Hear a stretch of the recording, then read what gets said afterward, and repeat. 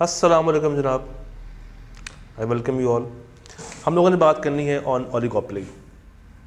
इस वक्त स्क्रीन के ऊपर आपको पूरा ओलिगोपोली का एक मैप नज़र आ रहा है। अगर ये मैप समझ आ जाए तो कहानी ख़त्म हो जाएगी। ओलिगोपोली बेसिकली एक ऐसी मार्केट है जहाँ पे मेरे पास सेलर्स कम हैं, रिलेटिवली कम हैं from monopolistic and from perfect competition. तो सबसे ज़्यादा कहाँ पे हैं? परफेक्ट में, उसके बाद मोनोपोलिस्टिक में और उसके बाद ओलिगोपोली में।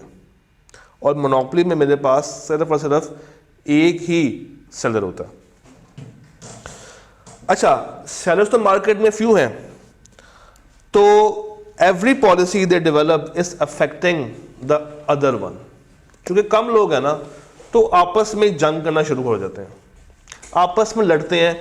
हर एक की पॉलिसी दूसरे को इफेक्ट कर रही होती है, दूसरे के ऊपर असरअंदाज हो रही होती है। एक बंदा प्राइस कम करेगा, सारे फौरन से प्राइस कम कर लेंगे। एक बंदा अपने प्रोडक्ट के अंदर कुछ जिद्दत लेकर आएगा, बाकी भी ले आएंगे। तो इन्होंने आपस में लड़ना है। So this is oligopoly. ये फर्म्स इंटरडिपेंडेंट होती हैं, आपस में डिपेंड कर रही होती हैं, और सारी इक्वल साइज की भी नहीं होती। कुछ बड़ी हैं, कुछ छोटी हैं। इसका मतलब है जो लार्ज साइज्ड फर्म्स हैं वो टेक्निकली डोमिनेंट फर्म्स हैं, और जो छोटे साइज की हैं वो दूसरों को फॉलो ही कर रही होती हैं। ये प्रोडक्ट्स सिमिलर भी बेच सकती हैं, और ये on the basis of product differentiation अपने आप को मार्केट में सरवाइव भी करवा सकते हैं। इनके लिए चूंकि लोग कम हैं तो एडवर्टाइजमेंट जरूरी है। हाई एडवर्टाइजमेंट कॉस्ट इनको लगानी पड़ती है ताकि बायर इनके पास डायरेक्ट पहुंचे, ताकि बायर इनके पास डायरेक्ट आए। आप देखें, एक बाजार हो, एक गली हो, और एक गली में 4 दुकानें हैं, चारों ही कपड़े की मार्केट हैं, चारों ने एक जैसा कपड़ा रखा हुआ है, तो ये ओलिगोपोली है। अब चारों आपस में प्राइस वॉर में है। बाजी इधर आ जाओ, बाजी इधर आ जाओ, बाजी ये ले लो, बाजी इतने का ले लो, बाजी उतने का ले लो। हर एक की ख्वाहिश है कि कस्टमर उनके पास रहे, उनके पास से वो प्रोडक्ट लेकर जाए ताकि वो रेवेन्यू अर्न करें। तो ओलिगोपोली में एडवर्टाइजमेंट कॉस्ट बहुत हाई है। Buyer has low level of market information. Kinked demand curve यहां पे देखा जाता है। अगर हम लोग बात करें नॉन कोलूसिव ओलिगोपोली की, किंक्ड डिमांड कर्व, टेढ़ा डिमांड कर्व, अभी देखते हैं क्या होता है। और इस केस में भी हैवी बैरियर्स हैं फॉर एंट्री। जो मौजूदा छोटी फर्म्स हैं या बड़ी फर्म्स हैं वो नए आने वालों को बर्दाश्त नहीं करती, क्योंकि आगे ही इनके दरमियान एक बहुत हैवी कंपटीशन चल रहा होता है। अगर मैं टाइप्स की बात करूं तो ये 2 तरह की हैं, एक कोलूसिव और एक नॉन कोलूसिव। सर कोलूसिव क्या है? कोलूसिव कहते हैं कार्टेल बना देना। कुछ फर्म्स मिलके कहें कि हम इस प्राइस से कम पे नहीं बेचेंगे, इसे कहते हैं कार्टेल बन जाना। सीए कॉलेजेस अगर आपस में इत्तेहाद कर लें कि हम किसी भी स्टूडेंट को फिजिकल क्लासेस 30,000 से कम पे नहीं बेचेंगे, ओलिगोपोली है। कोलूसिवली उन्होंने एग्रीमेंट कर लिया जिसके थ्रू अब आप कस्टमर्स को एक्सप्लॉइट कर रहे हैं। जब उनको पता चल जाए कि हम ही हैं और हमसे ही कस्टमर लेके जाएगा, चाहे तुमसे ले चाहे मुझसे ले, हमारे अलावा कोई और है नहीं, तो वो क्या करते हैं, फिर वो वॉर में नहीं जाते हैं। अभी ज़हनियत की बात है, फिर वो वॉर में नहीं जाएंगे, फिर वो अपने आप को मुत्तहिदा कर लेंगे। तो एक मुत्तहिदा कौमी मूवमेंट शुरू होती है कार्टेल की, डोमिनेंस की। बड़ी फर्म डोमिनेट करती है और ये फर्म्स यहां पे मिल के प्राइस तय करेंगी, और वो प्राइस फिर बाकी सबको माननी पड़ेगी, क्योंकि बाकियों के पास इतनी ताकत नहीं है कि वो कम पे बेच सकें। ये जो डोमिनेंट पार्टीज हैं उनका जीना हराम कर देंगे, उनको अनड्यू इन्फ्लुएंस कर रही होंगे साथ साथ। तो कोई भी इससे कम पे नहीं बेच सकता। Dominant firms will determine the price, और गवर्नमेंट भी इससे दूर दूर रहती है इसमें गवर्नमेंट की कोई इंटरेक्शन आपको देखने पे नहीं मिलती। Then we have non collusive. अच्छा, नॉन कोलूसिव के अंदर किंग डिमांड कर्व होता है। नॉन कोलूसिव में किंग डिमांड कर्व हमें देखने को मिलता है। प्राइस रिजिडिटी यहां पे भी है। राइवल फर्म्स मैचेस और ignore the change in price. यहां पे प्राइस फिक्स नहीं है। नॉन कोलूसिव में मिल के फिक्स प्राइस नहीं की, ये अलग अलग है। अगर एक अपनी प्राइस बढ़ाता है तो दूसरा कभी भी अपनी प्राइस नहीं बढ़ाएगा। क्यों? क्योंकि यहां पे क्रॉस इलास्टिसिटी ऑफ डिमांड, आपको अगर याद हो हमने बनाया था सब्स्टिट्यूट्स के लिए, यहां पे क्रॉस इलास्टिसिटी ऑफ डिमांड बहुत हाई है। तो यहां पे ये सारी चीजें हमें देखने को मिलती हैं इन ओलिगोपोली। सिर्फ इतने ही लेक्चर के बाद आप इस टॉपिक को जाकर जब पढ़ेंगे तो जिंदगी आपके लिए आसान हो जाएगी। इसमें और एज सच समझाने वाला कुछ नहीं है। Let's talk about that king demand curve. इसको समझते हैं। अगर आप गौर करें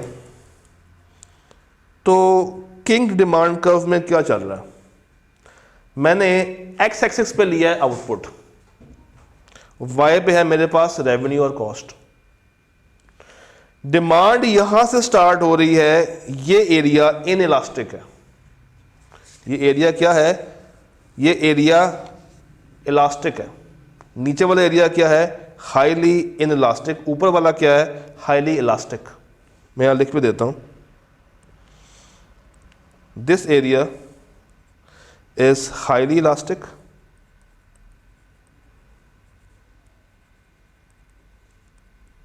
and this one highly inelastic.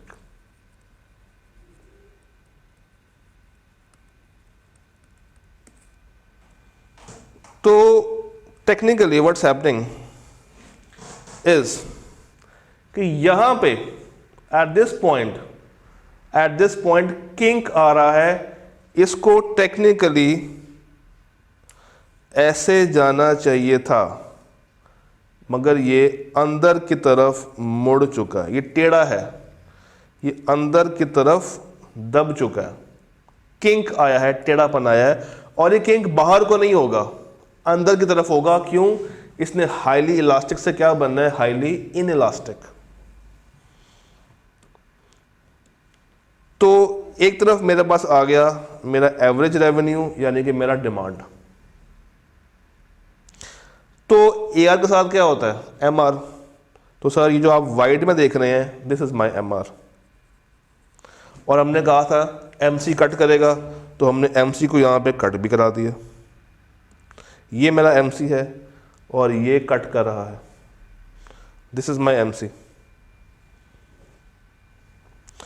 अब जिस पॉइंट पे MC ने कट किया, इस पॉइंट पे, ये पॉइंट है जहां पे MC ने कट किया, इसी को मैं अगर ऊपर लेके जाऊं इस पॉइंट पे जहां पे किंग था, तो ये मेरी किंग्ड प्राइस आ जाएगी और मेरे पास किंग्ड क्वांटिटी आ जाएगी। यानी कि ये इक्विलिब्रियम सेट हो चुका है किंग के ऊपर। बॉस, अगर मैं ऊपर की प्राइस चार्ज करूं ना, अगर मैं प्राइस को बढ़ा दूं तो कोई भी मुझे फॉलो नहीं करेगा। राइवल्स मेरे मुझे इग्नोर करेंगे कि भाई पागल हो गया है, ये प्राइस बढ़ा रहा है। अगर हम भी प्राइस बढ़ाएंगे तो क्या फ़ायदा? इसके बढ़ाने से हमें फ़ायदा होगा, हमारी प्राइस या सेम रहेगी या हम लोग कम कर देंगे। तो यहाँ पे आपको high cross elasticity of demand देखने को मिलती है। अगर आपको याद हो, अगर प्राइस ऑफ एक्स बढ़ती है तो क्वांटिटी ऑफ वाई बढ़ती थी। और अगर ये लोग प्राइस अपनी कम कर दें, PL चार्ज कर दें, ऊपर वाली थी PH, नीचे वाली है PL, अगर ये प्राइस चार्ज हो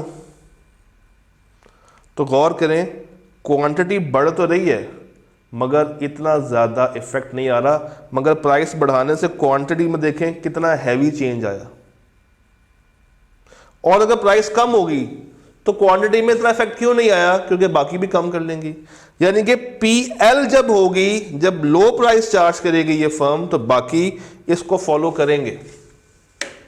और अगर प्राइस बढ़ाती है तो फिर बाकी फर्म्स इसको फॉलो नहीं करेंगी। This is all about oligopoly. इसके कुछ फ़ायदे भी हैं। तो इसके फ़ायदे क्या हैं जनाब? मार्केट में प्राइसेस अगेन स्टेबल रहती हैं। लोग जो हैं वो इसको पसंद इसलिए करते हैं क्योंकि किसी भी टाइम पे कोई भी फर्म ओवरचार्ज नहीं कर सकती। जैसे ही वो ओवरचार्ज करना शुरू करेगी बाकी फर्म्स उसको रोक लेंगी। तो प्लेयर्स कम हैं, ये मार्केट में ज़्यादा प्रॉफिट कमा सकते हैं।